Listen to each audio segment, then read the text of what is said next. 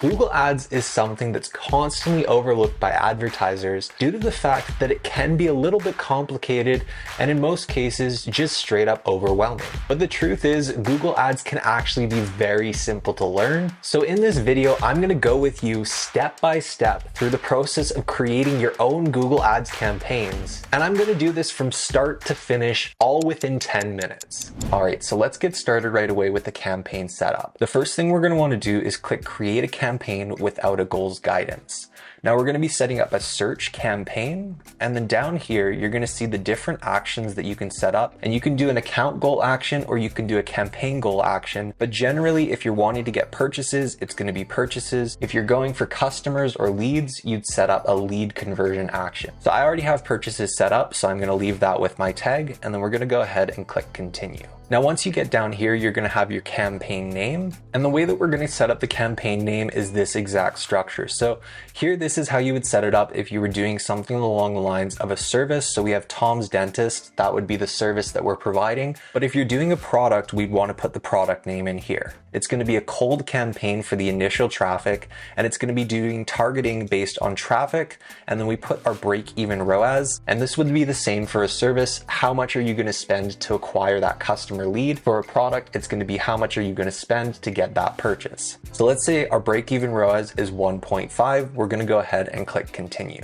Now, once we get into the bidding settings, what we're going to focus on for the conversion action is actually clicks. So what we're going to do down here is we're going to set a maximum cost per click, and we're going to have two different types of campaigns, but you always want to start off with a high bid campaign because this is going to give you that initial traction and that initial data for your pixel in order to let Google optimize for all your future campaigns within your ad account. So what we're going to do is we're going to set a cost per click of 45 cents. This would be relatively the same based on whatever currency you're using. I'm in Canadian dollars. Then as we come down here, you're going to see additional networks. What we want to do is we want to leave search network activated, but we're going to disable display network. As we come down here, you're going to choose your target locations. Now, this would get a little bit more specific if you're offering a service in a set location. Of course, you'd only want to target that city, but if you're targeting worldwide or you're targeting a specific country, that's what you would input here. So for this, I'm going to go ahead and target only the United States. Then down here under location options, what I'm going to do is I'm going to do presence people in or regularly in my target location,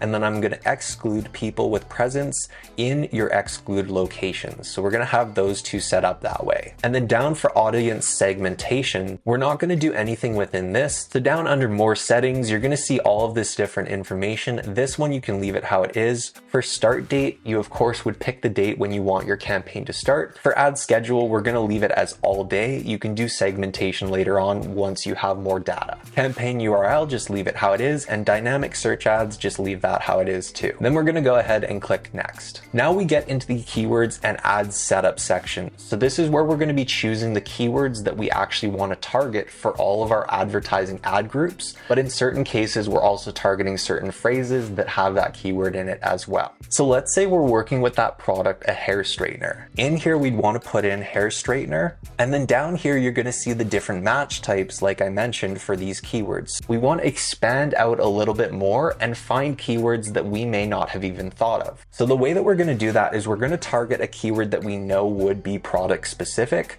but we're going to go ahead and we're going to add this phrase match setting so that it will expand beyond just hair straightener, and we're going to get some phrases that include that keyword. So to do this, you're going to use this setup right here where we put these little guys on either side of that keyword, and now it's a phrase match keyword. And we're going to scroll down here to the actual ad setup for this keyword. So the first thing that we would do is we would place the URL for our product page or our service page based on whatever it is that you're marketing. Then down here, you're going to have a display path. So a display path is essentially just this section right here where it actually shows the URL. Now, if you really want to do some keyword stuffing and also make it look a little bit more professional to the customers, in the display path, we'd want to put certain components of this keyword in the display path. So let's put hair and then straightener in this second section. So now you can see over here, we have our URL display path as our store name and then /hair/straightener, which will just optimize our keyword campaign a little bit more within our Google Ads campaign. Coming down here, we then have our highlight keyword sections. So what we're essentially trying to do is add this keyword as many times within our actual ad copy,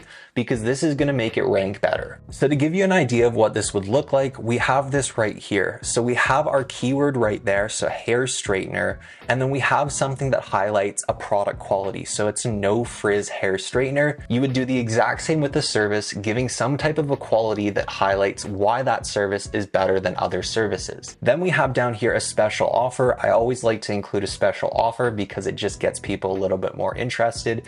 And then we also have a value proposition that comes with the special offer. So now the customer knows that it's a unique hair straightener, it has a special offer, and it has a unique value proposition all tied together cleanly within our ad description. Now, if you look over here, you're going to see that all three of these kind of are auto rotating, which is something that we don't want to have happen starting from the beginning, because we want to make sure that we have our ad copy structure in the way that we laid it out. And the way that we do that is we just go ahead and we hit this pin button and we hit show position 1, show position 2, and show position 3. And what that's going to do is it's going to lock these in the positions on the ad copy so that it actually stays within the order that we wrote it out right over here in the ad copy section. Once we have all of our headlines set up, we're going to go down to the description section. Now, inside the description section, this is where we're going to expand out beyond our headline points. So adding more detail and also including that main keyword that we're using within this ad group. So within my ad description, I always like to add some type of numbers just because I find it really catches the customer's attention. People are drawn to numbers. So here you'll see we have our ad copy right here, and you'll see how it kind of highlights the product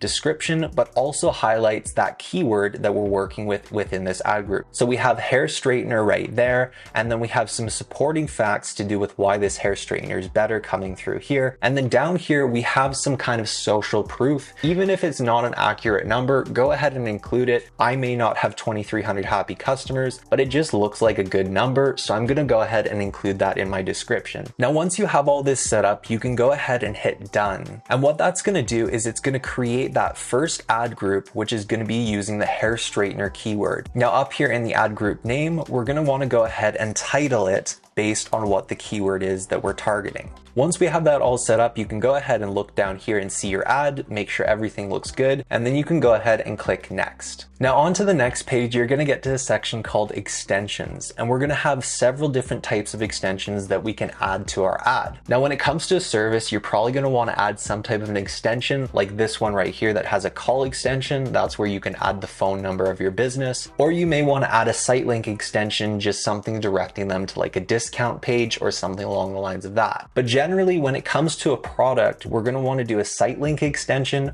or an image extension. What an image extension does is it allows you to add a little image onto your ad. And that little image looks like this one right here. So you can see you have the actual product itself with the website, but then over here we have a site link extension, which is this little image right here. And I've just noticed that when it comes to selling a product, you can actually show the product within your ad description, and it makes that ad have a higher likelihood that someone would actually click on it because they can already see a preface of that product. When it comes to site link extensions, that's what these right here are. So you can see here they're directing people to different types of product pages, different types of sale pages. In your case, if you're doing one product or one service, you'll probably want to direct them to some type of a specialty offer page or something along the lines of that. So once you've decided which extensions you're wanting to add to your ad copy, you set that all up and then you go ahead and click next. Now this is going to bring you into the budget section of your campaign. So what we're going to do is we're going to scroll down to set custom budget. Now this right here is going to be your daily budget for the entire campaign. Throughout this process, I showed you how to set up one single ad group with one keyword in it, but generally I recommend you set up 5 to 10 keywords in 10 different ad groups. That budget is going to be spread across all 10 of those ad groups. So just make sure you keep that in mind and base your decisions on how many ad groups with each keyword in them you're going to be creating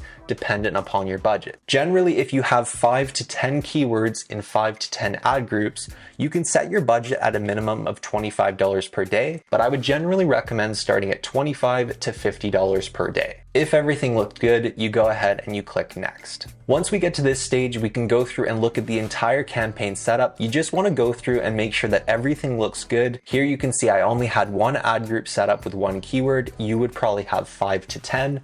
If everything looks good, you'd go ahead and click publish campaign, and then you're all done setting up your Google Ads campaign. Now with these techniques, like I mentioned, they are structured a little bit more for beginners. So if you want to continue learning more about Google Ads, click this video right here. In this video, I go more in depth on how to set up advanced Google ad campaigns and Google Shopping campaigns. In this video, I also show you how to actually manage your Google Shopping and Google ad campaigns too. So click this video to learn more about Google Ads, and I'll see you in this next video.